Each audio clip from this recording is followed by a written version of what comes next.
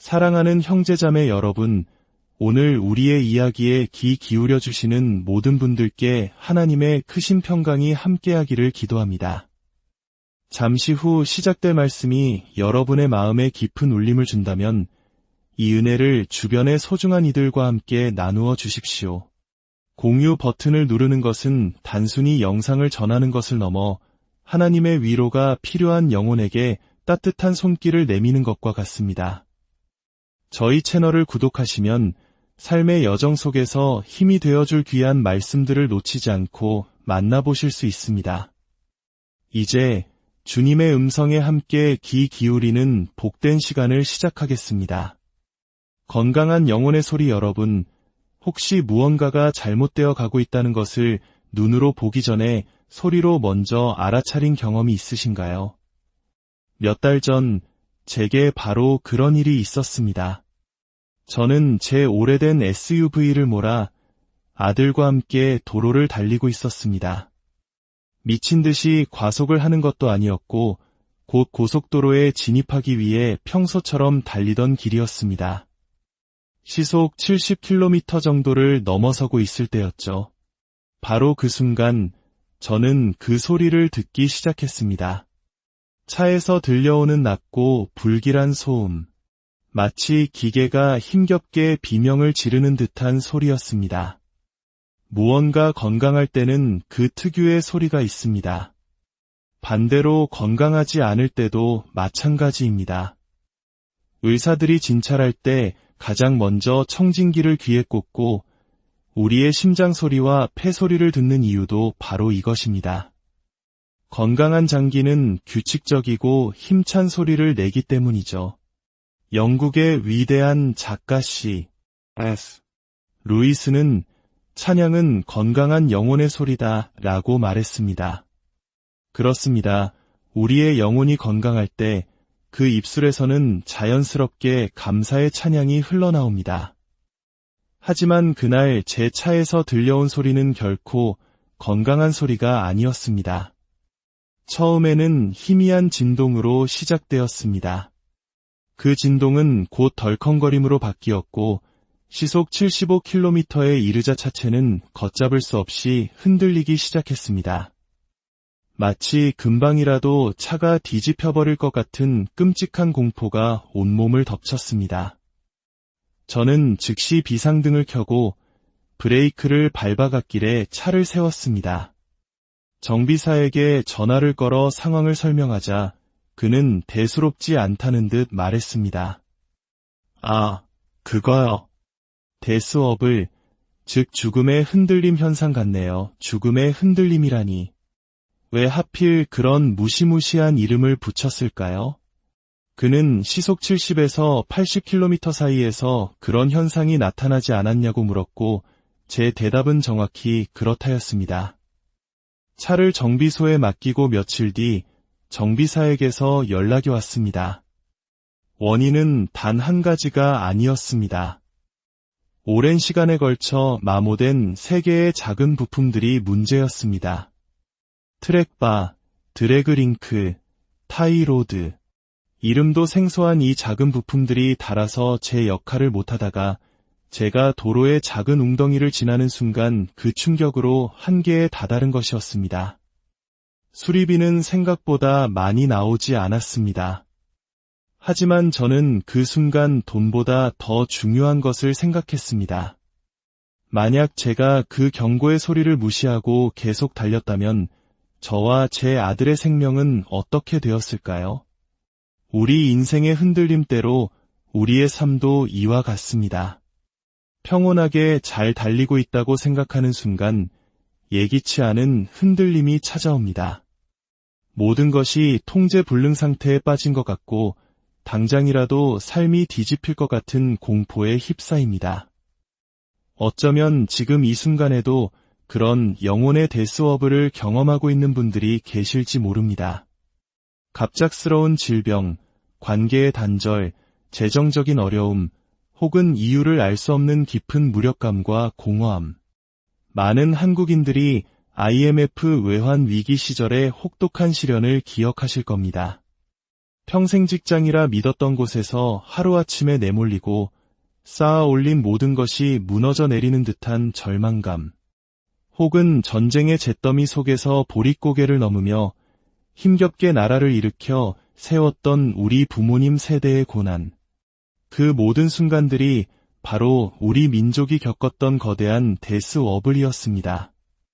이런 인생의 격렬한 흔들림 속에서 우리는 어떻게 해야 할까요? 불편함과 비용을 감수하고 근본적인 원인을 찾아 수리하는 것이 현명한 선택이듯 우리 영혼의 문제도 마찬가지입니다. 잠시 멈추어 서서 우리 삶의 엔진룸 아래에서 무슨 일이 벌어지고 있는지 들여다보아야 합니다. 그리고 바로 그 지점에서 예수님께서는 마태복음 5장을 통해 우리에게 놀라운 말씀을 들려주십니다. 인생이 흔들릴 때 우리가 붙잡아야 할 진리의 말씀입니다. 거꾸로 된 나라의 축복, 팔복, 심령이 가난한 자는 복이 있나니 천국이 그들의 것이며, 애통하는 자는 복이 있나니 그들이 위로를 받을 것이며, 온유한 자는 복이 있나니 그들이 땅을 기업으로 받을 것이며, 의에 줄이고 목마른 자는 복이 있나니 그들이 배부를 것이며, 긍휼히 여기는 자는 복이 있나니 그들이 긍휼히 여김을 받을 것이며, 마음이 청결한 자는 복이 있나니 그들이 하나님을 볼 것이며, 화평하게 하는 자는 복이 있나니 그들이 하나님의 아들이라 일컬음을 받을 것이며, 의를 위하여 박해를 받은 자는 복이 있나니 천국이 그들의 것임이라.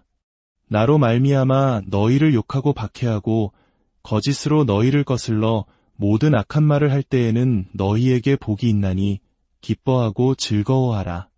하늘에서 너희의 상이 큼이라. 너희 전에 있던 선지자들도 이같이 박해하였느니라. 예수님의 이 말씀을 오늘 우리의 언어로 다시 풀어본다면 그것은 바로 이것입니다. 나락으로 떨어지는 자는 복이 있나니 그렇습니다. 예수님은 인생의 나선 계단을 따라 추락하는 듯한 고통 속에 있는 바로 당신에게 복이 있다고 선포하십니다. 이것이 바로 하나님의 거꾸로 된 나라의 원리입니다. 세상은 더 많이 소유하고 더 강해지고 더 높아지는 것을 복이라고 말합니다. 그러나 하나님의 나라는 정반대입니다. 자신의 연약함을 깨닫고 심령이 가난해질 때 우리는 비로소 하늘의 부유함을 채울 수 있습니다. 슬픔 속에서 애통할 때 하나님의 진정한 위로를 경험하게 됩니다.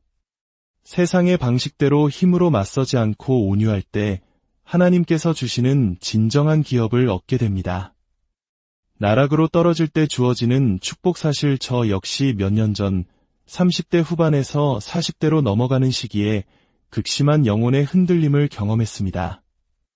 20년 가까이 목회자로서 열정적으로 사역하며 앞만 보고 달려왔는데 어느 날 밤 갑자기 숨을 쉴 수 없는 공황 발작이 찾아왔습니다. 심장이 터질 것 같았고 이러다 죽거나 미쳐버리는 것은 아닌가 하는 극심한 두려움에 사로잡혔습니다. 그 후로 2년 동안 저는 깊은 무력감과 불안감 속에서 헤매야 했습니다. 그 순간에는 그것이 결코 축복이라고 느껴지지 않았습니다. 하지만 예수님의 말씀에 따르면 우리가 겪는 그 모든 어려운 순간들은 사실 축복의 통로가 됩니다. 왜냐하면 바로 그 순간이야말로 우리가 교만과 자기만족의 안락한 의자에서 내려와 온전히 하나님께 집중할 수 있는 유일한 시간이기 때문입니다. 모든 것이 순조로울 때 우리는 하나님을 당연하게 여기기 쉽습니다. 그러나 인생의 폭풍우가 몰아칠 때 우리는 비로소 절박하게 하나님을 찾고 그분의 도우심을 구하게 됩니다. 상처받고 두렵고 혼란스러울 때 우리는 하나님의 도우심과 은혜를 받을 수 있는 가장 좋은 위치에 서게 되는 것입니다. 시편 34편 18절은 말씀합니다. 여호와는 마음이 상한 자를 가까이 하시고 충심으로 통회하는 자를 구원하시는도다. 언제나 어디에나 계시는 하나님께서 우리의 마음이 깨어지고 영혼이 흔들릴 때 더욱 가까이 오신다고 약속하십니다. 이것이 바로 우리가 나락으로 떨어질 때 누릴 수 있는 첫 번째 축복, 하나님의 임재입니다. 두 번째 축복은 그 시간이 바로 하나님께서 우리를 성장시키시는 과정이라는 증거입니다. 영국의 언론인 멜컴 머거리지는 75년의 인생을 돌아보며 자신이 성장했던 순간은 단 한 번도 쉽고 편안한 때가 아니었다고 고백했습니다. 우리는 온실 속 화초처럼 안락한 삶을 원하지만 강인한 근육은 저항과 압력을 통해 만들어집니다. 하나님께서는 우리의 고난이라는 시간을 사용하여 우리의 인격을 다듬고 예수 그리스도를 닮은 모습으로 빚어가십니다. 당신이 지금 벽에 부딪힌 것 같다고 느끼십니까? 아닙니다. 그것은 벽이 아니라 한 단계 더 높은 곳으로 올라가기 위한 계단입니다.